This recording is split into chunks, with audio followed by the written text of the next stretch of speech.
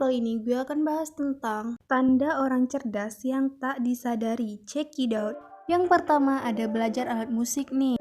Menurut penelitian, skor kecerdasan anak usia 4 hingga 6 tahun meningkat hanya setelah mereka belajar musik.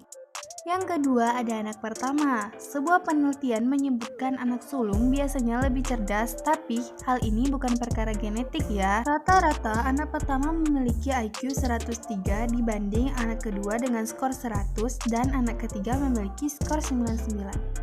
Yang ketiga ada kurus nih guys. Dalam sebuah penelitian yang terbit tahun 2006, para ilmuwan memberikan tes kecerdasan pada 2.200 orang dewasa. Hasil pengamatan menunjukkan semakin besar ukuran pinggang seseorang, semakin rendah kemampuan kognitifnya.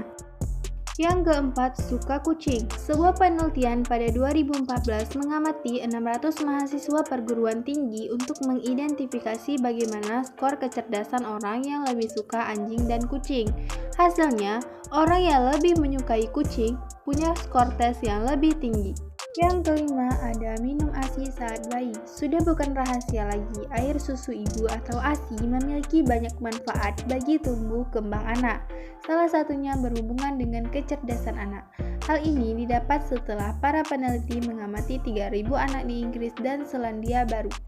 Yang keenam, bertubuh tinggi. Sebuah penelitian yang terbit pada 2008 menemukan bahwa anak-anak yang bertubuh tinggi memiliki skor IQ yang lebih tinggi. Sementara orang dewasa yang lebih tinggi biasanya menghasilkan uang lebih banyak. Yang ketujuh, lebih sering merasa cemas. Siapa nih yang sering merasa cemas? Banyak penelitian yang menunjukkan bahwa orang yang lebih sering merasakan kecemasan mungkin lebih cerdas daripada yang lain dengan cara tertentu. Hasilnya, orang yang sering merasa khawatir dan merenung memiliki skor lebih tinggi dalam tes kecerdasan verbal.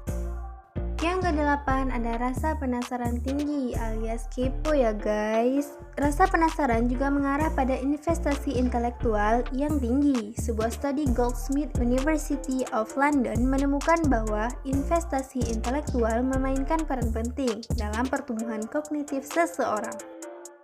9. Berantakan. Sebuah penelitian yang dilakukan oleh Kathleen Fuchs dari University of Minnesota Charleston mengungkapkan bekerja di ruang yang berantakan sebenarnya adalah bahan bakar kreativitas. Dalam studi tersebut, 48 responden diminta untuk memanfaatkan bola pingpong dengan cara yang tidak biasa. 48 peserta ini dibagi menjadi dua kelompok, yang bekerja di ruang rapi dan di ruang berantakan.